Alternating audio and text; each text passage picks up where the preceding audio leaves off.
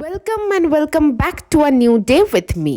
সেদিন ছিল আমাদের ইউনিভার্সিটিতে স্পোর্টস, কিন্তু আমি যথারীতি লেট, তাই তাড়াতাড়ি এসে বাস ধরে নিয়েছিলাম। বাসটা কিন্তু সেদিন একদম লেট করেনি, হয়তো বাসটাও বুঝতে পেরেছিল যদি বাসটা আমাকে ঝোলায় তাহলে আমি আর হয়তো স্পোর্টস অ্যাটেন্ড করতে পারবো না। বাস থেকে নেমেই আমি ধরে নিয়েছিলাম টোটো, কারণ আমাদের যে স্পোর্টসটা সেটা কিন্তু ইউনিভার্সিটি ক্যাম্পাসে হচ্ছিল না, গ্রাউন্ডে হচ্ছিল। আর এই যে সাদা বিল্ডিংটা দেখতে পাচ্ছ, এটাকে মেনলি ডিস্টেন্স বিল্ডিং বলে। আমার দেখা যারা ডিস্টেন্সে অ্যাকচুয়ালি পড়াশোনা করে তারা এসে এক্সামগুলো এখানেই দেয়। কিছুক্ষণ পর আমি পৌঁছে গেছিলাম গ্রাউন্ডে গিয়ে আমি খুঁজছিলাম যে আমার ক্লাসমেটরা কোথায় আছে। এখানে অন্য ডিপার্টমেন্টের ম্যাচ চলছিল, ওদেরকে খুঁজে না পাওয়ায় আমি চারিদিকটা ঘুরছিলাম আর দেখছিলাম অন্য অন্য সব ডিপার্টমেন্টের সবাই কিন্তু প্র্যাকটিস করছে। আর এই যে গ্রুপটা, এখানেই আছে তারা যাদেরকে আমি এতক্ষণ ধরে খুঁজছিলাম।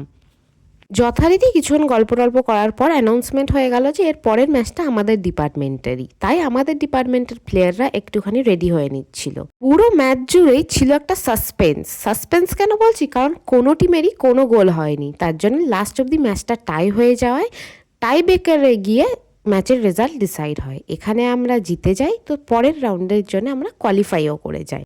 এরপরে আমরা আরও একটা ম্যাচ জিতি আর জিতে কোয়ার্টার ফাইনালের জন্য কোয়ালিফাই করি, কিন্তু কোয়ার্টার ফাইনালে আমরা অবশেষে গিয়ে হেরে যাই। আমাদের প্লেয়াররা খুব ভালো খেলেছিল, কিন্তু অ্যাট লাস্ট একটা টিমই জিতবে, সেই জন্য আমরা আর মন খারাপ করিনি বেশি। আমাদের দিনটা কিন্তু খুব ভালো কেটেছিল।